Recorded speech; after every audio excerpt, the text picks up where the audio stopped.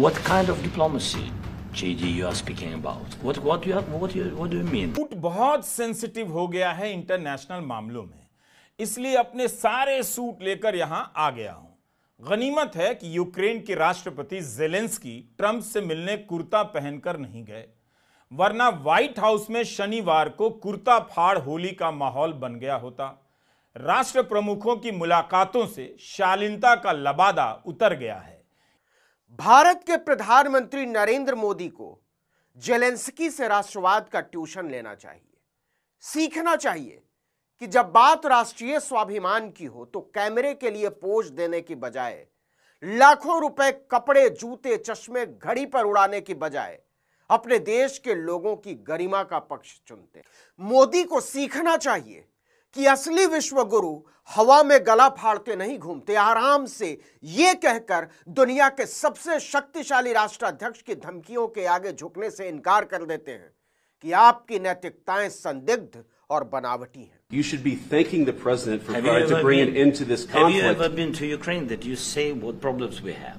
I have been to. Come once. इन्हीं के फैसलों पर शालीनता की चांदी का वर्क सजाकर बताया जाता है कि जनता का भला होने वाला है, मगर हो जाता किसी और का है। जनता पर युद्ध थोपा जाता है, गरीबी थोपी जाती है, उसकी हालत दिन ब दिन बदतर होती जा रही है। ट्रंप और ज़ेलेंस्की की बैठक में जो भी हुआ, उससे अमेरिका के महान बनने से लेकर अमेरिका के पतन को लेकर बहस छिड़ गई है। 49 मिनट के इस वीडियो की अलग अलग व्याख्याएं की जा रही हैं। हम इस पर आएंगे, लेकिन इस वीडियो के आखिरी 10 मिनट में जो कुछ हुआ वो अपने आप में कम महत्वपूर्ण नहीं है। वह 10 मिनट पहले के 40 मिनट पर भारी पड़ गया। इसने सबको एक्सपोज कर दिया है। अमेरिका में सत्ता का जो खेल चल रहा है उसका एक घिनौना चेहरा सड़कों पर आया है। फर्क यही हुआ कि पहले भी इसी तरह का खेल चल रहा था, बस अच्छी भाषा और कूटनीतिक शालीनता का इस्तेमाल होता था, उस कारण दिखाई नहीं देता था। अमेरिका के राष्ट्रपति डोनाल्ड ट्रंप और यूक्रेन के राष्ट्रपति व्लादिमीर ज़ेलेंस्की की यह बहस दुनिया के इतिहास में याद रखी जाएगी। याद रखा जाएगा कि एक युद्धरत देश का राष्ट्रपति दुनिया के सबसे ताकतवर देश के प्रधान की आंखों में आंख डालकर बोलकर चला गया कि आप किस नैतिकता की बात कर रहे हैं और आप हैं कौन। याद रखा जाएगा कि एक मामूली टी शर्ट पहने एक राष्ट्राध्यक्ष ने अमेरिकी राष्ट्रपति के ऑफिस में बैठकर पूरी दुनिया की मीडिया के सामने कहा कि आप हमें मत समझाइए, मेरे देश के लोग कैसे सोचेंगे। Of course, we want to stop the war, but you're saying you don't want a ceasefire. But I said to you, I want a ceasefire with guarantees, because you'll get a ceasefire faster than an agreement. Ask our people about ceasefire, what they think. देखिए कि Zelensky रात करीब 10 बजे white house पहुंचे तो Trump खुद दरवाजे तक उन्हें रिसीव करने पहुंचे और वहीं से ट्रंप ने ज़ेलेंस्की को बेइज्जत करना शुरू कर दिया। हाथ मिलाते ही उन्होंने ज़ेलेंस्की की सस्ती टी शर्ट की तरफ इशारा करते हुए मीडिया से कहा, ये आज अच्छे से तैयार होकर आए हैं। Ready close? How are you? Ready shut? He's all dressed up today. President Trump, what's your message to Vladimir Putin, sir? President Trump, you got enough. President Trump, you got a message to Vladimir Putin. Trump को लग रहा होगा कि लाखों रुपए के कपड़े पहन लेने से, सूट बूट पहन लेने से कोई नेता उदार और महान नजर आने लगता है, जैसा कि इधर वाले प्रधान को भी लगता है। लेकिन ट्रंप के इशारे पर अमेरिका की गोदी मीडिया ने व्हाइट हाउस के भीतर भी जब ज़ेलेंस्की के कपड़े का मजाक उड़ाया तो ज़ेलेंस्की ने धोकर रख दिया। उन्होंने कहा कि मेरे देश के लोग युद्ध में फंसे हुए हैं और उनका प्रधान सूट बूट में घूमे, ये एक फूहड़ बात होगी। I will wear a costume after this war will finish. Okay. Yes, maybe one, maybe something like yours. Yes, maybe something better. I don't know. We will see. Maybe something cheaper than. Yeah. दरअसल कूटनीति अब जाकर एक दूसरे को public में कूट देने की नीति बन गई है। तो अब विदेश सेवाओं में जल्दी ही लठैत पहलवान भर्ती किए जाएंगे। पता नहीं किस मीटिंग में पटका पटकी की नौबत आ जाए। सूट का इसमें कोई कसूर नहीं रहा, लेकिन ज़ेलेंस्की सूट पहनकर नहीं गए तो बवाल का एक कारण यह भी बन गया। President Zelensky, Yeah. do you ever? Why don't you wear a suit? Why? Sorry? You're the highest level in this country's office, and you refuse to wear a suit. Just want to see, do you own a suit? Yeah, you have problems. A lot of Americans have problems with you not Really? respecting I don't the have integrity such. of this office. I will wear a costume after this war will finish. Okay. Yes, maybe one, Maybe something like this. something like Yes, yours. sir. Yes, That'd be great. maybe something better. I don't know. We will see. Maybe something cheaper than yeah. Thank you. Thank you. इसलिए हम भी अपने सारे suit लेकर आ गए हैं। 30 साल की एंकरिंग के दौरान जितने भी सूट सिलाए करीब करीब सब है यहाँ। ज़ेलेंस्की अगर इशारा भी कर देते तो मैं इसी में से 2-4 सूट भिजवा देता। इसमें एक बड़े साइज का भी सूट है जो ट्रंप साहब को आ सकता है। खुद ट्रंप के सूट की फिटिंग बहुत अच्छी नहीं है, कोट के आगे का हिस्सा लटकता रहता है। एक कोट ऑल्टर करवाकर वैंस जी भी पहन सकते हैं। ये वाला सूट दिखाने का मकसद सिर्फ इतना है कि मैं ट्रंप के दरबार में जाने की पात्रता रखता हूं, लेकिन अब तो बुलाने से भी नहीं जाऊंगा।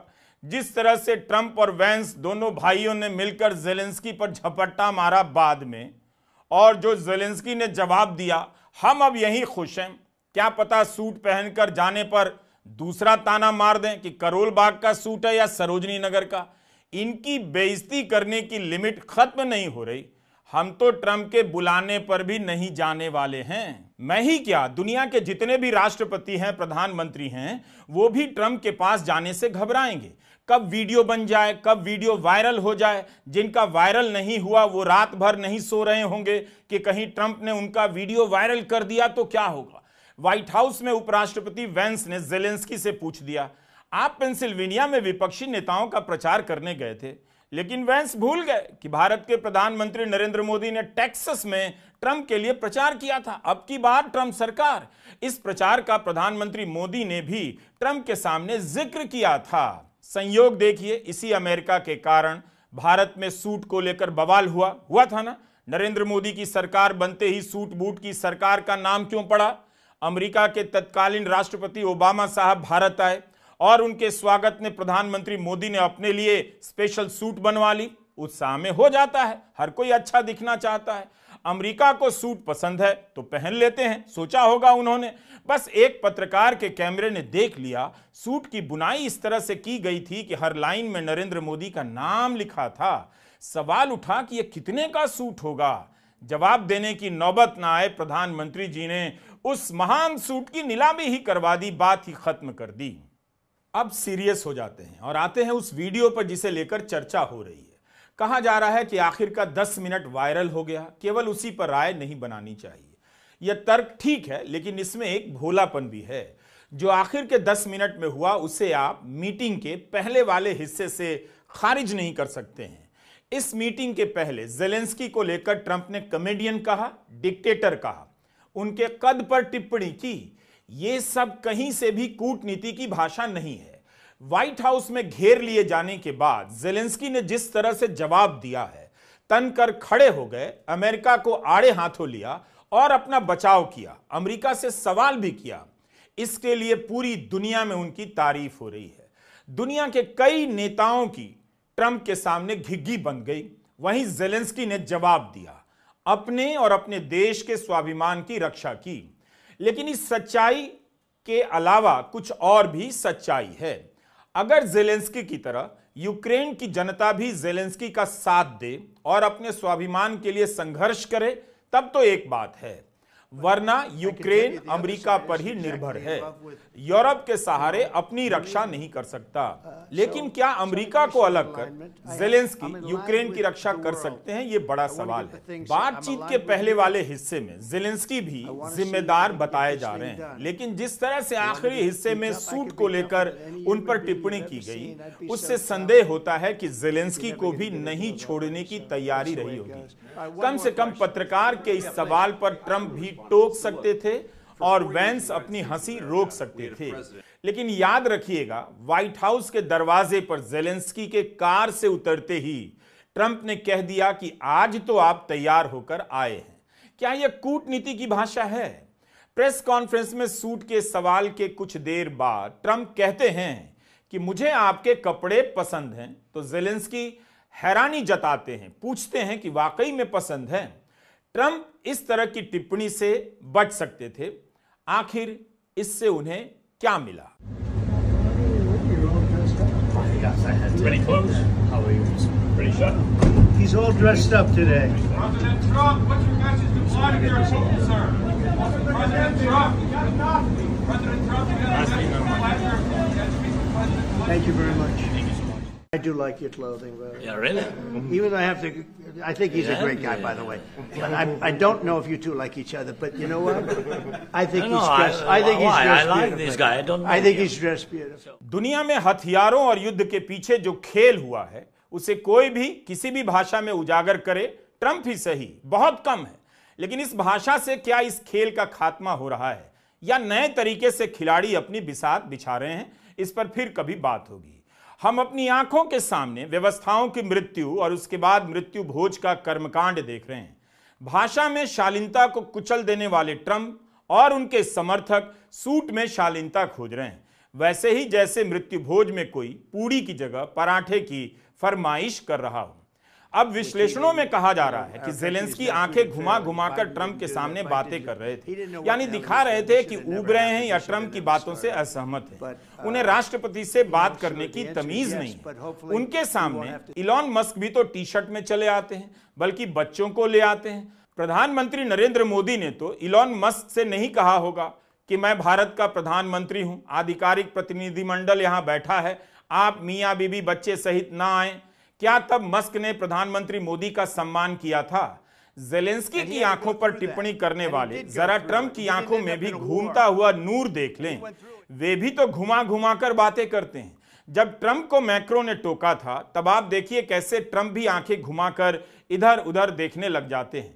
ट्रंप की आंखों में सूरमा देखने वालों को ज़ेलेंस्की की गोल गोल घूमती आंखें आवारा नजर आती हैं। जिस तरह से इस घटना के दोनों पक्ष जनमत बना रहे हैं, दोनों में समस्याएं हैं। व्हाइट हाउस में जो हुआ उसे किसी भी तरह से देखिए, ट्रंप की तरफ से या ज़ेलेंस्की की तरफ से डरावना है, अमेरिका की गरिमा के लिए अच्छा नहीं। चुनाव के समय इस बात को नजरअंदाज किया गया कि ट्रंप बोलने में थोड़े अलग हैं, लेकिन दिल के बुरे नहीं। लेकिन उनके बोलने का अंदाज अब कई मौकों पर सीमाएं पार कर रहा है। उनके बोलने में मासूमियत नहीं है, बल्कि बोलते हुए शातिर मालूम पड़ते हैं। वे बहुत सोच समझकर एक के बाद एक ग्लोबल लीडरों की बेइज्जती किए जा रहे हैं। गनीमत है कि इस तरह का बर्ताव ट्रंप ने प्रधानमंत्री मोदी के साथ नहीं किया, लेकिन उनके सामने भी भारत की नीतियों को भला बुरा कह दिया, बता दिया कि ट्रंप कहां से शुरू हो सकते हैं, कहां तक जा सकते हैं। ब्रिटेन के प्रधानमंत्री से कह दिया आप अमेरिका के बिना युद्ध जीत सकते हैं। वहां बैठे लोगों ने हंस दिया और ब्रिटेन के प्रधानमंत्री स्टारमर दांत चियार कर रह गए। यूरोपियन यूनियन के प्रमुख को कह दिया कि आपका गठन तो अमेरिका की नकेल कसने के लिए हुआ था, अब आपकी हालत यह हो गई है। व्हाइट हाउस में ट्रंप और ज़ेलेंस्की के साथ जो हुआ वो टुकड़ों टुकड़ों में प्रधानमंत्री मोदी, फ्रांस के राष्ट्रपति मैक्रों और ब्रिटेन के प्रधानमंत्री स्टारमर के साथ हो चुका था। You have done very well over the years, haven't you? We have. I'm very proud of our country, and but we've also always been there backing each other up between our two countries. That is why this is the greatest alliance for prosperity and security I think the world has ever seen. Whenever necessary, we absolutely backed each other up, and that's at the core. Could you take on Russia by yourselves? इन सब को देखते चलिए और फिर Trump और Zelensky की बैठक का वीडियो भी। आप ट्रंप को केवल इस एक मीटिंग तक सीमित नहीं कर सकते। ट्रंप का खेमा कूटनीति की बात कर रहा है, लेकिन किसी देश के प्रमुख के सामने उनकी नीतियों का मजाक उड़ाना, सार्वजनिक रूप से इस तरह की टिप्पणी करना किस कूटनीति का हिस्सा रहा है? आजकल कहा जा रहा है कि ट्रंप के आने के पहले कूटनीतिक मर्यादाएं भी कम खोखली नहीं रही। यह बिल्कुल सही बात है। शालीन भाषा बोलकर इन ग्लोबल लीडरों ने जनता की गर्दन कटवा दी। लेकिन क्या इस आधार पर उज्जट भाषा, नफरती भाषा, किसी को बेइज्जत कर देने की भाषा को हम सही ठहरा सकते हैं? आप ट्रंप की भाषा इन तीन नेताओं के बारे में देखिए। एक इस्राएल के प्रधानमंत्री नेतन्याहू, दूसरे रूस के राष्ट्रपति पुतिन और तीसरे चीन के राष्ट्रपति शी जिनपिंग। इनके बारे में ट्रंप ने अभी तक अशोभनीय बातें नहीं की हैं। शी जिनपिंग को बुलाया, लेकिन उन्होंने आने से इनकार कर दिया। अवैध प्रवासी चीन के भी बताए जाते हैं, लेकिन उन्हें तो बेड़ियों में नहीं भिजवाया गया, भारत के अवैध प्रवासियों को भिजवा दिया गया। ट्रंप और पुतिन की मुलाकात में ही दिखेगा कि ट्रंप उनके साथ कैसे पेश आते हैं। यह मुलाकात दो ताकतवर नेताओं के बीच होगी या इसमें भी ज़ेलेंस्की बनाम ट्रंप जैसा असंतुलन दिखेगा। अमेरिका सहित पूरी दुनिया में बहस चल रही है कि ज़ेलेंस्की ने ट्रंप का अपमान किया या ट्रंप ने ज़ेलेंस्की का अपमान किया। यह भी कहा जा रहा है कि ज़ेलेंस्की के लिए जाल बिछाया गया इस तरह से कि वे बिफर पड़ें और शांति के विरोधी नजर आएं। तो यह भी कहा जा रहा है कि ज़ेलेंस्की ने शुरू में ही बातचीत का माहौल बिगाड़ दिया। वे पहले से ही तय करके आए थे कि डील नहीं होने देंगे। यूक्रेन की खदानों का राजस्व लेकर अमेरिका दोस्ती का धर्म निभा रहा था या यूक्रेन का सम्मान कर रहा था? आप बताइए। आप किसी को हथियार दें, युद्ध में साथ दें और फिर बाद में कहें कि भरपाई के लिए अपनी खदानें और अपने पहाड़ हमें दे दो, क्या यह सम्मानजनक है? तो बात सम्मान की नहीं हो रही थी। ट्रंप डील करते हैं, उन्हें बिजनेस और पैसे से मतलब है। तब फिर कमजोर पड़ने पर आप कूटनीति की दुहाई क्यों देते हैं? यह कहना कि दुनिया में लोग केवल आखिर का 10 मिनट वीडियो देख रहे हैं और राय बना रहे हैं सही नहीं है। लोग पूरा वीडियो भी देख रहे हैं। शुरू में बातचीत वाकई अच्छी चल रही है और ज़ेलेंस्की तनाव में दिख रहे हैं, आशंकित भी। शुरुआत में ट्रंप ने शांत स्वर में कहा कि मेरी पुतिन से बात हुई है, हमारी कोशिश होगी कि यह युद्ध खत्म हो, ये पुतिन भी चाहते हैं और ज़ेलेंस्की भी। हमें डील करनी होगी और हमने उसकी तरफ काम शुरू कर दिया है। पर दोनों तरफ पर हजारों सैनिक मारे जा चुके हैं। हम चाहते हैं कि वो रुकें और पैसे का इस्तेमाल युद्ध की जगह पुनर्स्थापना पर हो। हम काफी कोशिश कर रहे हैं। हमारे आने से पहले बाइडेन प्रशासन ने रूस से कोई बात नहीं की, किसी से कोई बात नहीं की। उन्होंने यह सब होने दिया। मैं यह सब आपके सामने कहूंगा और मैंने हजारों बार यह बात कही है कि अगर मैं राष्ट्रपति होता तो यह कभी नहीं होता। जिससे आप गुजरे हैं उसके बिना हम ऐसी डील कर पाते, मगर आपके सैनिकों ने कमाल की बहादुरी दिखाई है। हमने उन्हें अच्छे हथियार दिए हैं पर किसी को उसे इस्तेमाल करना था और आपके सैनिकों ने अविश्वसनीय हिम्मत दिखाई। हम उन्हें बहुत क्रेडिट देते हैं। यह बहुत जल्दी खत्म हो जाना चाहिए था, लेकिन 3 साल हो गए। मैं आपके सैन्य अधिकारियों, सैनिकों और आपको बहुत क्रेडिट देता हूं, सराहना पेश करता हूं। यह बहुत मुश्किल युद्ध रहा है। वे सब शानदार योद्धा हैं, आपको उन पर गर्व होना चाहिए। इस पर ज़ेलेंस्की कहते हैं मुझे उन पर गर्व है। फिर ट्रंप कहते हैं पर अब हम चाहते हैं कि यह खत्म हो जाए, बहुत हो गया। तो वीडियो की शुरुआत में राष्ट्रपति ट्रंप निश्चित रूप से ज़ेलेंस्की से ठीक तरीके से बात कर रहे हैं और बात भी सही कर रहे हैं। ज़ेलेंस्की अपने देश की सुरक्षा को लेकर और रूस की तरफ से गारंटी को लेकर सवाल उठा रहे हैं। ट्रंप और ज़ेलेंस्की की पत्रकारों से बातचीत चल रही थी, तभी उपराष्ट्रपति वैंस बीच में आ जाते हैं और ट्रंप के पक्ष में कहते हैं बाइडेन द्वारा पुतिन को बुरा भला कहकर कुछ हासिल नहीं हुआ। पुतिन ने यूक्रेन पर हमला कर दिया, इसलिए यह हमारी कूटनीति है और कूटनीति से ही यह मसला हल होगा। लेकिन ऐसे कूटनीति होती है क्या? इसी बातचीत के बाद ज़ेलेंस्की ने पत्रकारों को छोड़कर वैंस से एक सवाल कर दिया और मामला बिगड़ गया। मिनरल डील और युद्ध विराम की बातें पीछे रह गईं। अमेरिका और यूक्रेन के बीच का तनाव सारी दुनिया के सामने आ गया। ट्रंप प्रेस वार्ता खत्म करने वाले थे। मुमकिन है अगर वैंस ने अपनी बात ना रखी होती और ज़ेलेंस्की वैंस से सवाल ना करते तो शांति से यह बैठक खत्म हो जाती, डील भी हो जाती। हो सकता है ज़ेलेंस्की को अपना सवाल बंद कमरे में पूछना चाहिए था, मगर उनका सवाल गलत भी तो नहीं था। 2022 के युद्ध से पहले भी रूस ने यूक्रेन पर हमले किए। यही याद दिलाते हुए ज़ेलेंस्की ने वैंस से पूछा कि ओबामा, बाइडेन और ट्रंप के कार्यकालों के दौरान 2014 से 2020 तक किसी ने पुतिन को नहीं रोका। वो कब्जा करते गए और हमारे लोगों को मारते गए। 2019 में की गई युद्ध विराम की डील को तोड़ दिया, कैदियों को रिहा नहीं किया। तो फिर आप किस कूटनीति की बात कर रहे हैं? कहा जा रहा है कि ट्रंप ने अच्छे से बात की। वीडियो में यह दिखता भी है, हमने पहले भी बताया। लेकिन याद रखिए ट्रंप कैमरे के भी मास्टर हैं। कैमरे के लिए वे किसी का मजाक उड़ा सकते हैं और कैमरे के लिए वे खुद को मानवतावादी भी बना सकते हैं। इसलिए मेरे हिसाब से इसका कोई खास मतलब नहीं कि ट्रंप प्यार से बोल रहे थे या तकरार कर रहे थे। बात यह है कि दोनों के बीच विश्वास नहीं था। फिर भी आप बातचीत के इस हिस्से को ठीक से सुनिए। I'm talking about the kind of diplomacy that's going to end the destruction of your country. Yes, but if you are not strong... Mr. President, with respect, I think it's disrespectful for you to come into the Oval Office and try to litigate this in front of the American media. Right now, you guys are going around and forcing conscripts to the front lines because you have manpower problems. You should be thanking the President for trying to bring an end to this conflict. Have you ever been to Ukraine that you say what problems we have? I have been to. Come once. I've actually watched and seen the stories, and I know what happens is you bring people, you bring them on a propaganda tour, Mr. President. Do you disagree that you've had problems bringing people into your military? We have problems. And do you think that it's respectful to come to the Oval Office of the United States of America and attack the administration that is trying to prevent the destruction of your country? A lot of questions. Let's start from the beginning. Sure. First of all, during the war, everybody has problems, even you, but you have nice ocean and don't feel now, but you will feel it in the future. God bless. You don't know that. God bless. You don't God know bless. That. You will not have a war. Don't tell us what we're going to feel.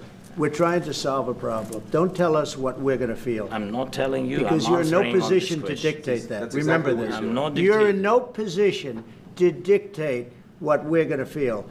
We're going to feel very good. You will feel influence. We're going to feel very good and very strong. You will feel influence. You're right now not in a very good position. You've allowed yourself to be in a very bad position, and he happens to be right about it. From the very beginning of the war. You're not in a good position. You don't have the cards right now. With us, you start having cards. Playing cards. But right now, you don't. Yeah, you're playing cards. Mr. President. You're playing cards. Serious. You're gambling with the lives of millions of people. You're gambling with World War III. You're gambling with World War III.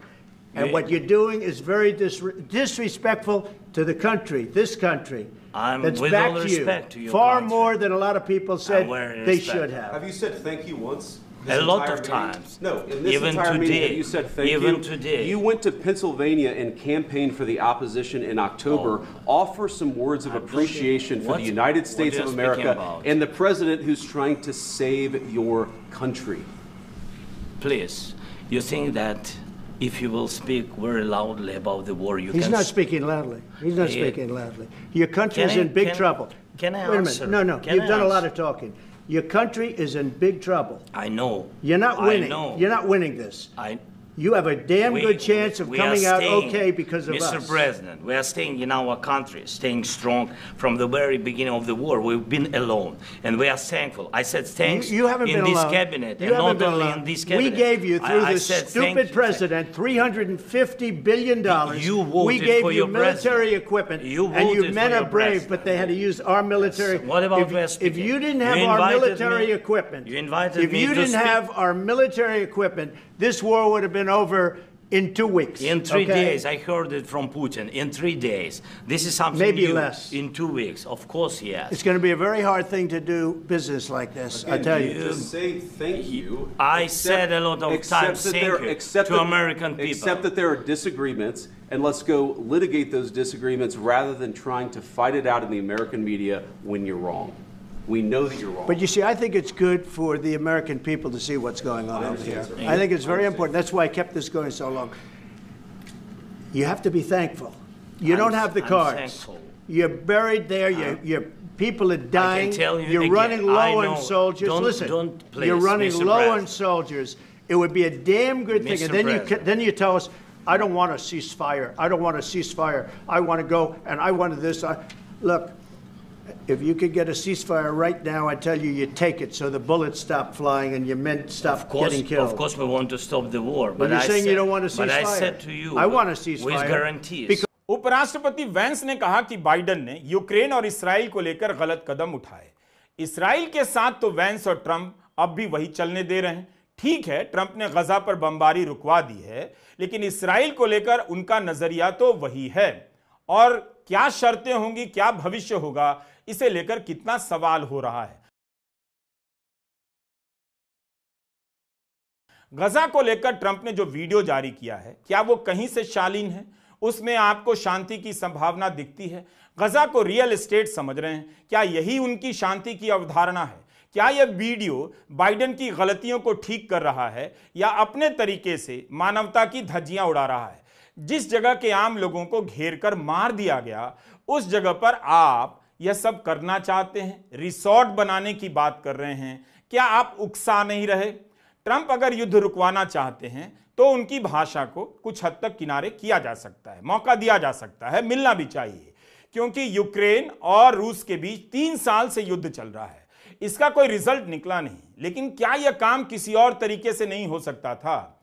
हमें यह समझना होगा कि Trump की भाषा केवल भाषा का कच्चापन नहीं है। ऐसा नहीं है कि उन्हें बोलना नहीं आता, वे बड़े कामयाब बिजनेसमैन हैं। भारत के पत्रकारों के सवाल को उन्होंने अनसुना कर दिया और कह दिया कि उच्चारण समझ नहीं आया, जबकि वे अंग्रेजी ही बोल रहे थे।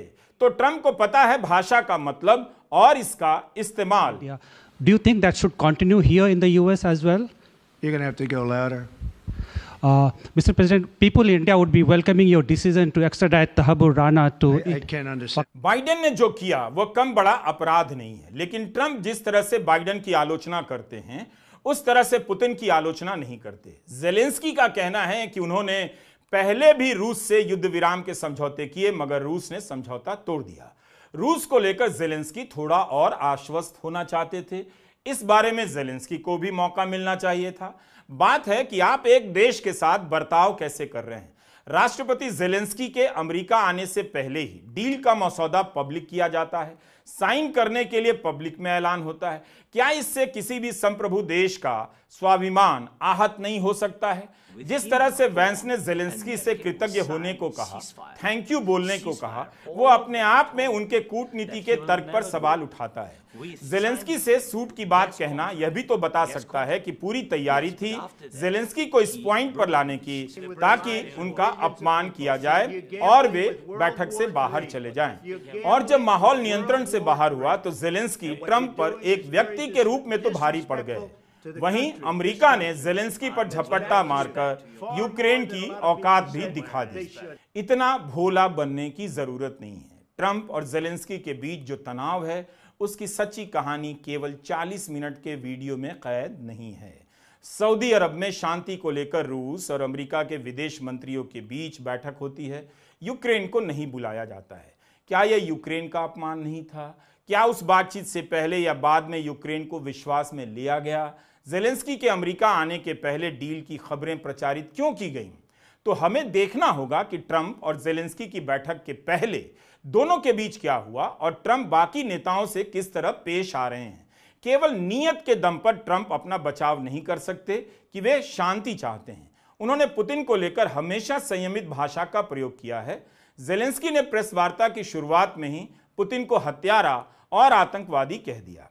And really I hope that this first document will be first step to real security guarantees for Ukraine, our people, our children. I really count on it.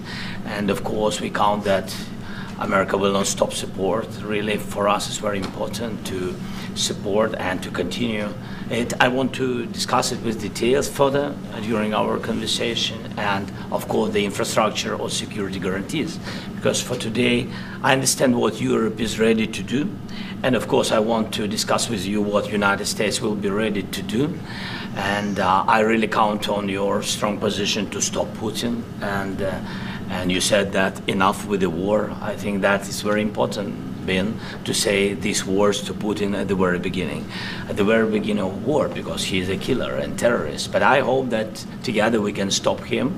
But for us it's very important to, to save our country, our values, our freedom, the democracy, and of course no compromises with the killer about our territories. But it will be later.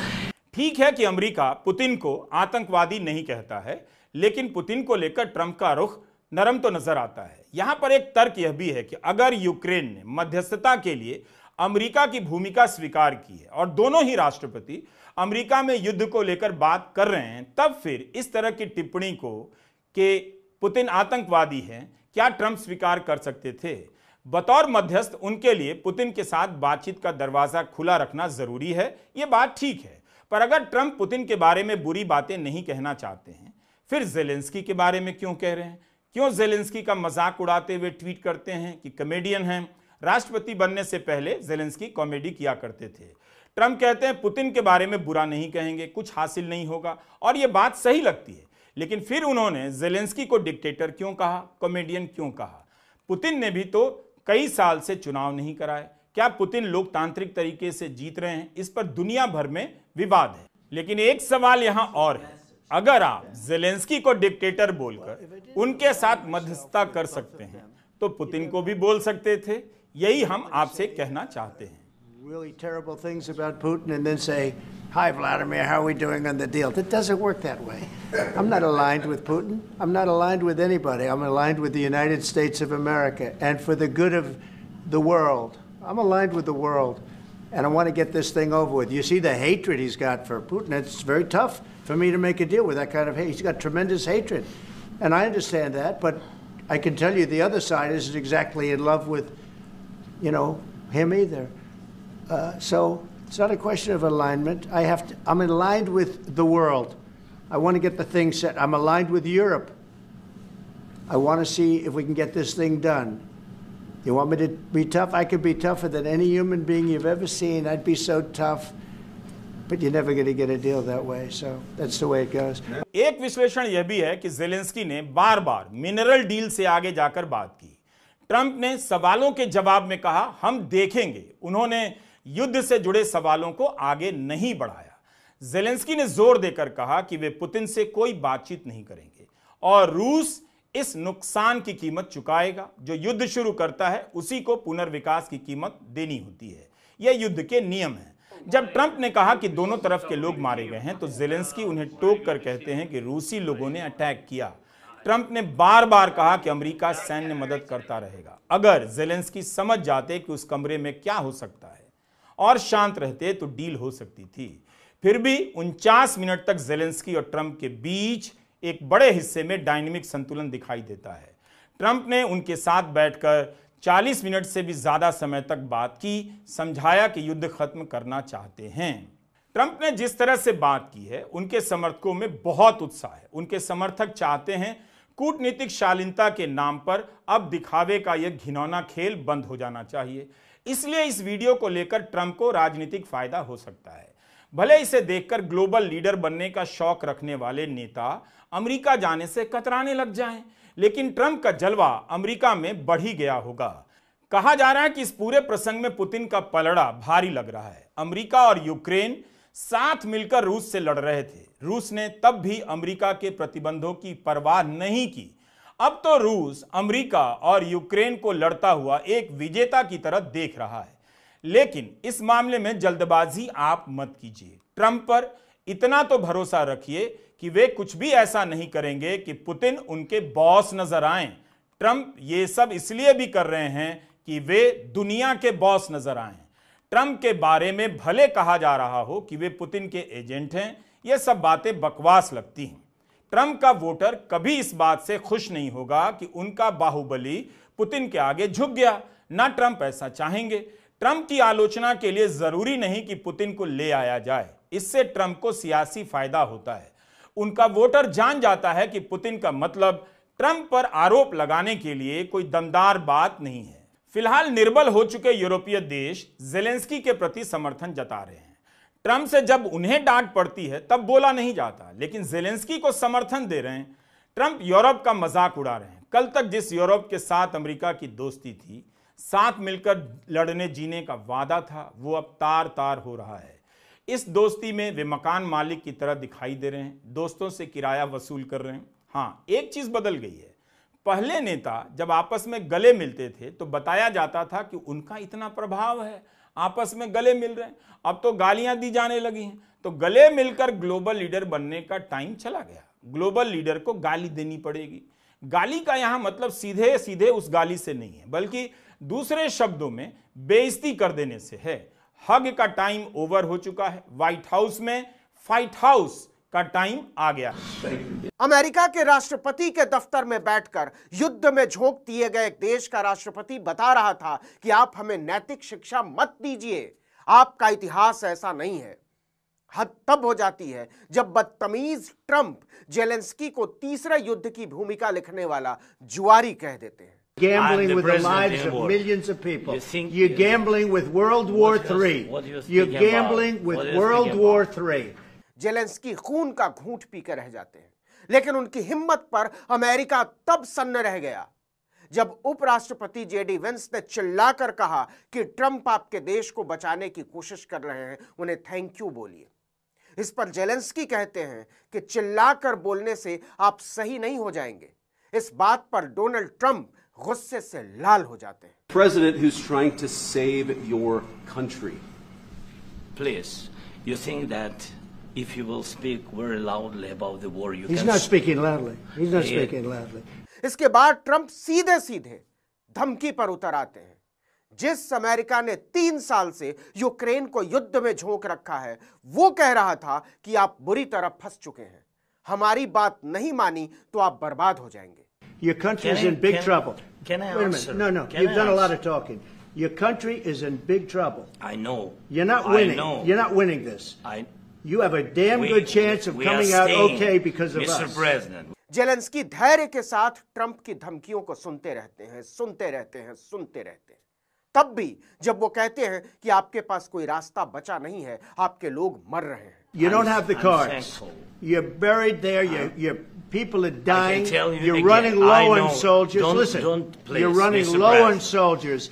इस पर Zelensky कहने की कोशिश करते हैं कि हम युद्ध के पहले दिन से अकेले हैं, लेकिन ट्रंप उनके साथ बदतमीजी के साथ पेश आते हैं और इसके बाद अपने ही देश के एक चुने हुए पूर्व राष्ट्रपति को मूर्ख कहकर अमेरिकी लोकतंत्र और अमेरिकी जनता के अपमान पर उतर आते हैं। Mr. President, we are staying in our country, staying strong from the very beginning of the war. We've been alone, and we are thankful. I said thanks you haven't in been this alone. cabinet, you and not been only alone. in this cabinet. We gave you, through I this said stupid president, $350 billion. You voted we gave for you your military president. equipment, You and you voted men for are your brave, president. but they had to use our military. What about if you didn't have You our invited military me- equipment, you invited if me you to didn't speak. have our military equipment, this war would have been over in 2 weeks. In 3 okay? days, I heard it from Putin. In 3 days, this is something Maybe new. less. In 2 weeks, of course, yes. It's going to be a very hard thing to do business like. Trump का मुंह उस समय बन जाता है जब वो कहते हैं कि जो बाइडेन एक समझदार आदमी नहीं थे। इस पर चुटकी लेते हुए जेलेंस्की कहते हैं, लेकिन वो तो आप ही के देश के राष्ट्रपति थे, आप ही के देश की जनता ने उन्हें चुना था, इससे हमारा क्या लेना देना। A guy named Biden, who was not a smart person, This that was is your, with, this that was is with your Obama. president. It was your president. Excuse me.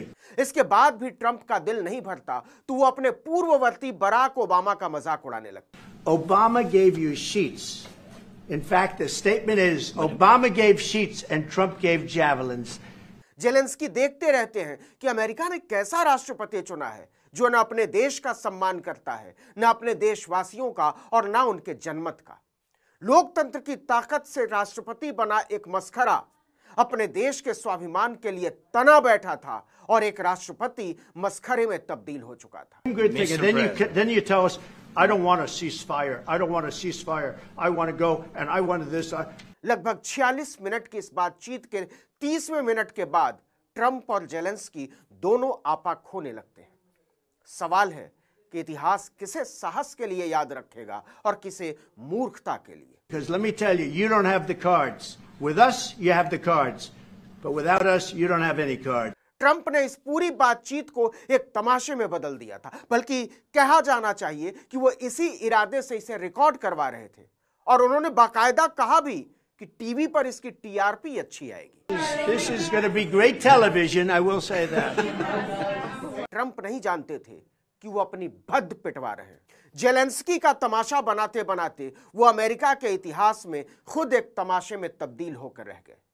जब जेलेंस्की ने कह दिया कि आपको Ukraine युद्ध के बारे में कुछ अता पता नहीं है। A lot of cities have been destroyed. There are a lot of cities that are not recognizable. There's not a building standing.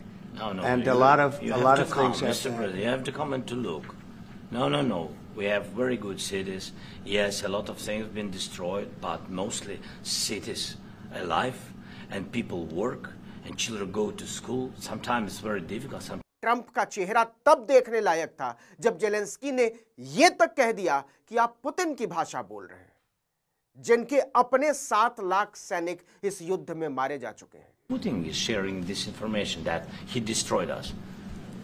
He lost 700,000 people, 700,000 soldiers he lost. Trump को फंसते हुए देखकर एक बार फिर से उपराष्ट्रपति जेडी वेंस इस बातचीत के बीच में कूद पड़ते हैं और कहते हैं कि अमेरिका इसलिए महान है कि हम कूटनीति को महत्व देते हैं। America engaging in diplomacy, that's what President Trump is doing. Can I ask you? Sure. Yeah? Yeah. Okay.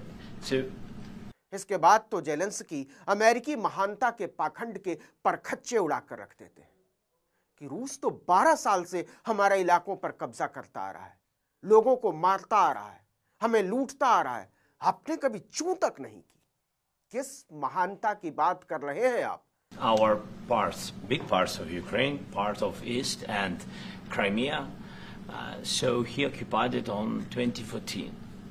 So during a lot of years, so I'm not speaking about just Biden, but those time was Obama, then President Obama, then President Trump, then President Biden, now the President Trump, and God bless, now President Trump will stop him. But during 2014, nobody stopped him. He just occupied and took. He killed people. You know what the contact 2015. 2014. 2014. Well, 2014. Yeah. So I was not here. Yeah, but, That's exactly right. Yes, but during 2014 till 2022, what the situation the same. The people are been dying on the contact line. Nobody stopped him.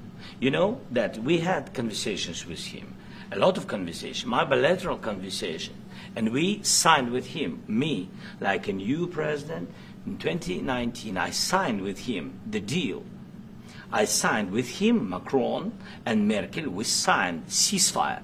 Ceasefire. All of them told me that he will never go. We signed him with gas contract. Gas contract. Yes, but after that, he broken this ceasefire. He killed our people and he didn't exchange prisoners. We signed the exchange of prisoners, but he didn't do it. What kind of diplomacy, JD, you are speaking about? What do you mean? Trump दंग, America दंग, विश्व media दंग। इसके बाद वही हुआ जो भारत में मोदी किया करते हैं। मेरा अपमान देश का अपमान है। जेडी वेंस ने माना कि जेलेंस्की अमेरिकी राष्ट्रपति के ओवल ऑफिस में बैठकर अमेरिकी मीडिया के सामने हमारी बखिया उधेड़ रहे हैं। It's disrespectful for you to come into the Oval Office and try to litigate this in front of the American media. Right now, you guys are going around. यहां पर मीडिया ट्रंप की तरफ एक बड़ा वाजिब सवाल उछालता है कि आप इस समय तो पुतिन के बड़े भजन गा रहे हैं, लेकिन मान लीजिए सीज फायर हो गया और अगर पुतिन ने सीज फायर तोड़ दिया तब आपका रुख क्या होगा? इस पर आपा खो बैठे ट्रंप पत्रकार पर ही बेफरते हुए कहते हैं कि अगर आपके माथे पर इस समय बम गिर जाएगा तो आप क्या करेंगे? What if a bomb drops on your head right now? Okay? What if they broke it? तमतमाए हुए ट्रंप कहते हैं कि पुतिन न जो बाइडेन की इज्जत करते थे न ओबामा की इज्जत करते थे, वो सिर्फ मेरी इज्जत करते हैं। Because Biden, they didn't respect him. They didn't respect Obama. They respect me. इसके बाद जो हुआ, अमेरिकी राष्ट्रपति के मुंह पर करारा तमाचा है। इसके लिए बहुत बड़े स्वाभिमान, बहुत बड़ी नैतिकता और साहस की जरूरत होती है। भारी युद्ध और विध्वंस से जूझते हुए यूक्रेन के राष्ट्रपति व्लादिमीर जेलेंस्की ने डोनाल्ड ट्रंप का डिनर ठुकरा दिया। वही डिनर जिसके लिए नरेंद्र मोदी जैसे नेता तरसते रहते हैं, इसे उपलब्धि की तरह पेश करते हैं। अमेरिकी गोदी मीडिया के पत्रकार जेलेंस्की का इंतजार करते करते पत्तल चाटकर बैरंग घर लौट गए। क्या नरेंद्र मोदी जेलेंस्की से कुछ सीखेंगे? मोदी सीखे न सीखें, लेकिन जेलेंस्की ने इंदिरा गांधी से जरूर सीखा है। जब 1971 में अमेरिकी दौरे से लौटते हुए निक्सन के हाथों मिले अपमान का बदला लेते हुए न केवल सोवियत संघ के साथ मित्रता संधि पर हस्ताक्षर कर दिए थे, बल्कि पाकिस्तान के 2 टुकड़े कर डाले थे। आपको बता दें कि 1971 में अमेरिकी दौरे से लौटते हुए निक्सन के हाथों मिले अपमान का बदला लेते हुए इंदिरा गांधी ने न केवल सोवियत संघ के साथ मित्रता संधि पर हस्ताक्षर कर दिए थे, बल्कि पाकिस्तान के 2 टुकड़े कर डाले थे। निक्सन के सुरक्षा सलाहकार हेनरी किसिंजर बौखलाहट में इंदिरा गांधी को गालियां बकते फिर रहे थे। लेकिन इतिहास होता है। जेलेंस्की को इतिहास नायक की तरह याद रखेगा और ट्रंप को एक विदूषक की तरह।